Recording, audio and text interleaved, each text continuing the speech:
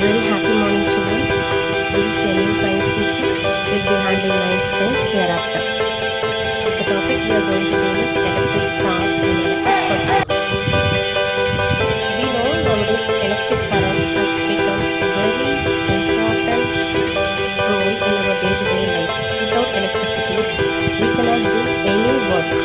So during this pandemic situation, electricity. A very happy morning, children. This is your new science teacher. We'll be handling 9th science hereafter. So the topic we are going to deal is electric charge and electric circuit. We know nowadays electric current has become a very important role in our day-to-day life. Without electricity, we cannot do any work. So during this pandemic situation, electricity has played a very important role in everyone's life. So how does that electric current passes? What are the calculations to measure the electric charges? What are the instruments we use to measure the electricity? And what are the laws involved in it? What are the symbols we have to use to draw an electric circuit? And what are the benefits, advantages and disadvantages of this electric current? So about these things only we are going to discuss in this lesson. So we all know very well that matter is made up of atoms and molecules. Matter is made up of atoms and molecules. Atoms have three charged particles, that is protons, neutrons and electrons. Atoms have charged particles, that is protons, neutrons and electrons. So an electric current consists of moving electric charge. So how does an electric current flow from a point to another point? It is because of the electric charge that flows from one point to the other point. So electricity is a very important source. So what is electric charge? Why we call those charges as electric charges? Because the three charges, that is the proton, neutron and electron, these are the charged particles, and these charged particles possesses charges within it. For example, proton has positive charge, neutrons no charge and electrons negatively charged. So these are the charged particles which help the electricity to move from place to place. And you would have done these experiments in the lower classes itself. The experiment that is given here in the book, you can go through it. That is rubbing the plastic comb in your hair or rubbing the glass rod with the silk cloth. These are the experiments, small experiments that we have done in the lower classes to know the electric charges. That is the charge, the atom which lose or gain the electrons will attain positive and negative charges. This is the law behind those experiments. So how can we measure electric charge? Electric charge can be measured in coulomb and the symbol is capital C. Electric charge can be measured in coulomb and the symbol is capital C. And numerically it is very tiny value. Electrons possesses a very small value and it is represented by small e, and it is represented by small e, and fundamentally the unit with the charge equal to the value is given here as 1.6 into 10 power minus 19 coulomb. Please keep this value in your mind. The value is 1.6 into 10 power minus 19 coulomb. So the formula here we use to find the electric charges, Q is equal to NE. Q is equal to NE, where Q is the charge, indicates Q denotes the charge and N is the multiple number and E is the electric charge. N is a multiple number in the sense it involves the whole number, that is from 0 to infinity number. And the next topic what we deal is the other number of coulombs. This is only the coulomb. What we have seen here is only the coulomb. where we have three more types of coulombs, that is microcoulomb, nanocoulomb and picocoulomb. Children, problems will be explained in a different schedule. Okay, the problems of this lesson as well as the next lesson will be explained in the next schedule. So this 1 microcoulomb is 10 power minus 6 and 1 nanocoulomb is 10 power minus 9 and 1 picocoulomb is 10 power minus 12. These will be in additive manner. These will be in additive manner. Additive manner means in the increasing order. So you can see here microcoulomb is 10 power minus 6, then nanocoulomb is 10 power minus 9 and picocoulomb is 10 power minus 12. Additive process, that means you have to add the value. So the example is given here, plus 5c plus minus 2c, that is plus 3c. So, and these forces, these electric charges works based on the Newton's law. You all know about the Newton's law.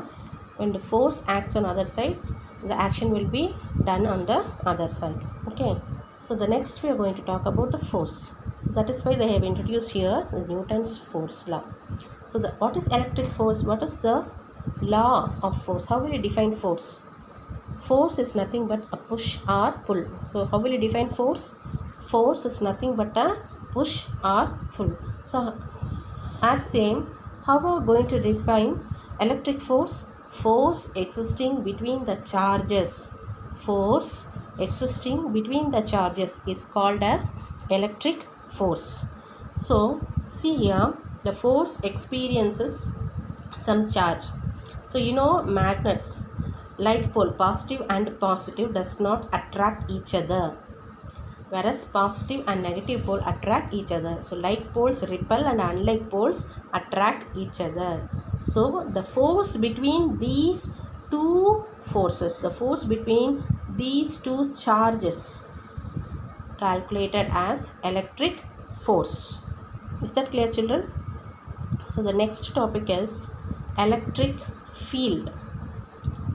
The direction in which the electric force flows is called as electric field, and it is called as the line which we draw to indicate this electric force is called as electric lines of force. And you can see here in the diagram, positive charge acts in the direction of electric force, whereas negative charge always acts in opposite direction. The lines may be straight line or curved line. You can check out this in the diagram, and the arrow mark is given very clearly here. The next is electric potential. So what is potential? Electric potential is a measure of the work done. So the charge flows from one direction to the other. Charge flows from one direction to the other. So work is done there. One particle is moved from one place to other place. So the work is done here. So the calculating the work done is called as electrical force. So you can see it is represented here in the diagram. It is a uniform electric field. This is lower electric potential, and here a higher electric potential, that is positive charge always moves towards the higher electric potential and negative charge towards the lower electric potential. So next, what is electric current? So far we have studied about charges. What is electric current? It is a charged particle, that is electrons start to flow through a path from higher potential to a lower potential. So normally the potential difference is produced by a cell or a battery. Is that clear? A cell or a battery. So this is called as electric current, and this electric current is formed by moving electrons. So electron is the only charged particle which moves from one point to the other point. So next, direction of current. So before the discovery of electrons, scientists believed that an electric current consisted of moving positive charges. Although we know that that is wrong, the idea is widely held, and later after the discovery of the flow of electrons.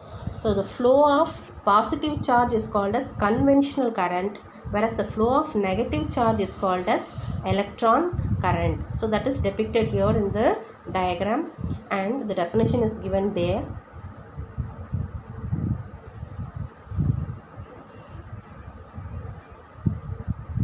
See, the movement of the positive charge is called as conventional current, and the movement of the electrons is termed as electron current. So in electric circuits, positive terminal is represented by long line and the negative terminal is represented by small line. So see the difference between a cell and a battery. Cell consists of only one longer line and one small line. Longer line is indicated by positive charge, whereas smaller line indicates the negative charge.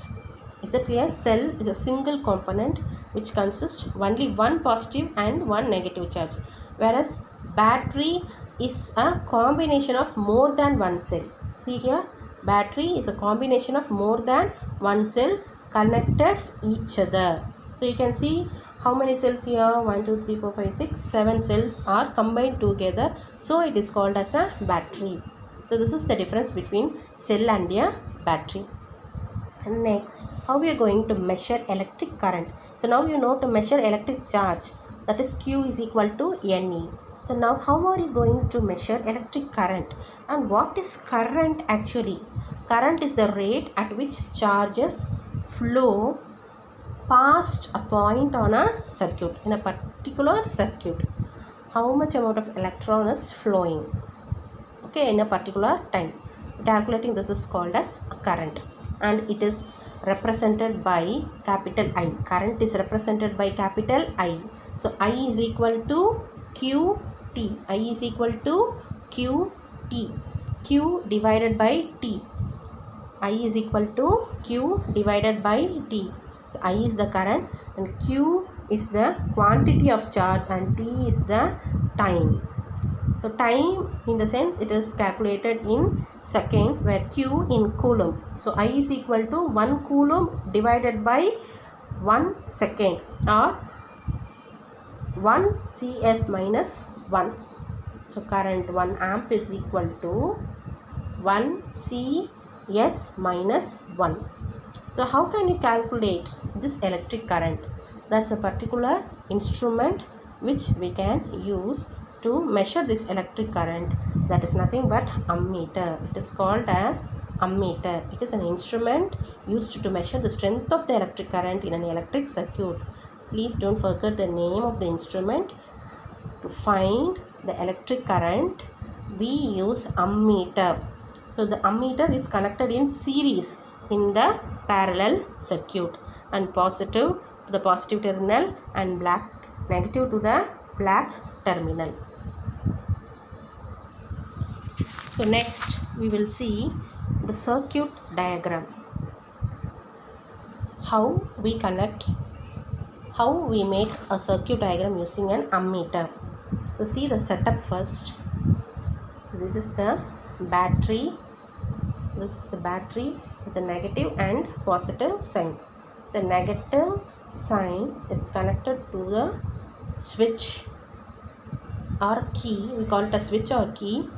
And again from other end it goes to the positive end of the bulb, and from negative end to negative point of the ammeter, and the positive end is again connected to positive of the battery. This is the setup of the device. So this is the circuit diagram. See the circuit diagram.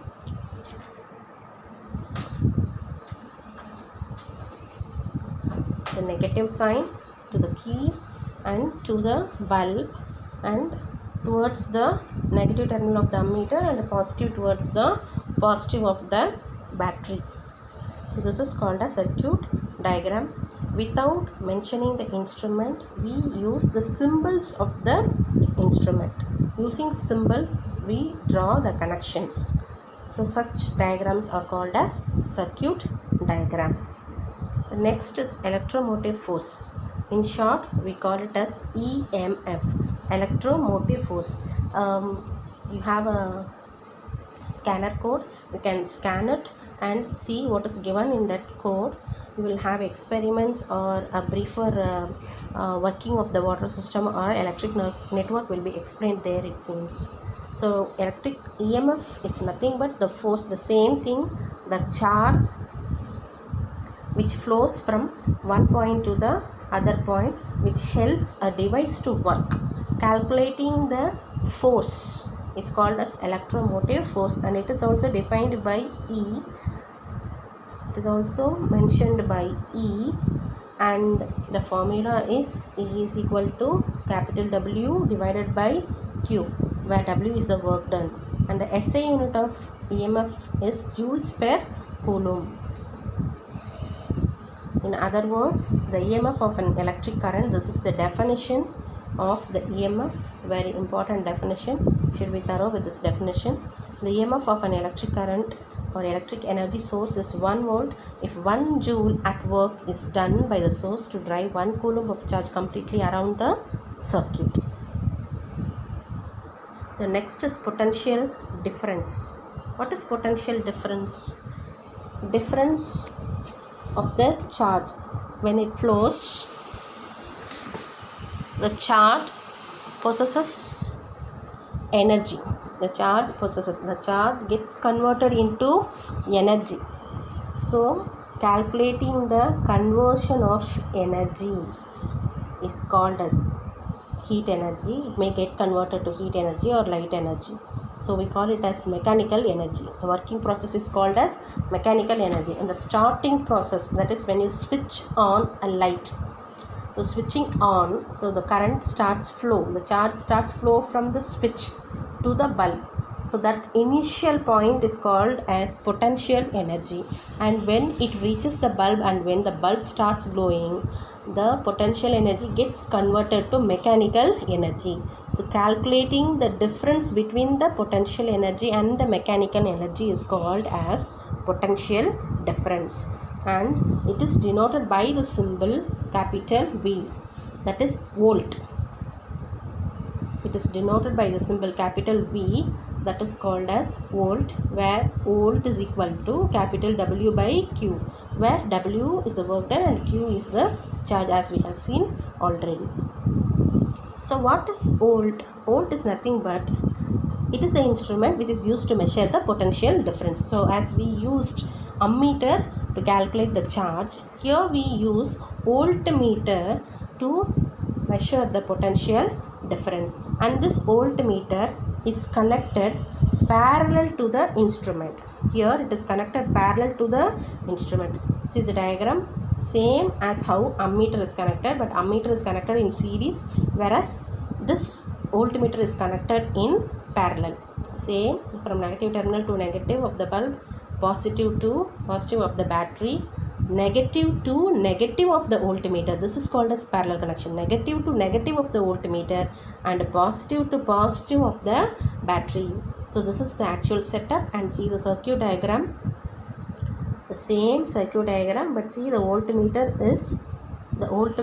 is kept parallel to the instrument. Okay. So next is nothing but resistance. So what is resistance? In resistance we have two types. One is the conductors, one is the conductor, and other one is the insulator. So we use metals to conduct electricity at our home. So copper and aluminum, these two are called as very good conductors of electricity. That's why we use copper wires at our home to conduct electricity. So copper and aluminum are called very good conductors of electricity. Whereas the other side, you have materials like nichrome, tin oxide. These are high resistance of electric current. Okay. So next is insulators. So what are insulators?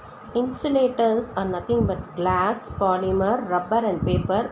These examples are very important, will be asked in your 1 mark question or in 2 mark. You have to differentiate what is good conductor and insulator, what are the metals used. That is, they ask you to give some examples for good conductors and for insulators. Insulators are nothing but bad conductors, that is, it doesn't involve in the conduction of electric current. Okay, so the examples are glass, polymer, rubber and paper. So these resistance are actually measured by the symbol ohm. It is measured by the SI unit of the resistance is ohm with the symbol like this. So 2 mark, very important law, 2 mark question. Define Ohm's law. This is very important 2 mark question. So how will you define Ohm's law? 1 ohm is the resistance of a component when the potential difference of 1 volt applied across the component drives a current of 1 ampere through it. And this resistance can be measured using some of the resistors like fixed resistors, variable resistors and rheostat. These are the instruments which we use during the circuit connection. It helps to conduct the electricity, allows the electric charge to flow in proper direction. And next you have the circuit diagram tabular column. This is very important tabular column which you should be thorough with. This may ask in match the following or 1 mark or even in your brief answer. Very important tabular column where here you will come to know the symbol for the devices. So see, first column the symbol and the device is switch. The next device is wires, how the wires are joined, and next is the galvanometer. Next cell, how wires are crossed, and ammeter, symbol for ammeter. Then battery, fixed resistor, voltmeter. So what is the symbol for voltmeter, ammeter? Then how is the capacitor, bell. So for all the appliances which we use for circuit diagrams, and the symbols are given and it is beautifully explained here. A typical electric circuit is also explained here. See the typical circuit diagram, a switch with the resistance R. So this is the resistance, how you have to draw zigzag line, and this connection goes down and it is connected to the negative terminal of the cell, and the positive terminal is again connected to the switch. This is a Pakka circuit diagram. So now we end up this session here itself. So students, please go through the lesson. Whenever teacher completes a lesson and the session is over, please go through the lesson, read out the lesson so that you can easily remember the laws and the formulas and the diagrams, the symbols, etc. So we have covered here about electric charges, what is electric current, what is electrostatic force, what is resistance, what is EMF and Ohm's law and circuit diagrams. So these are all very important topics, and at the book back you have the questions related to this. You can try to cover up those questions. You can try to find the answer for the fill and choose and match if you can, or else if you have found out, the next session we can discuss the answers. Is that clear, children? Thank you.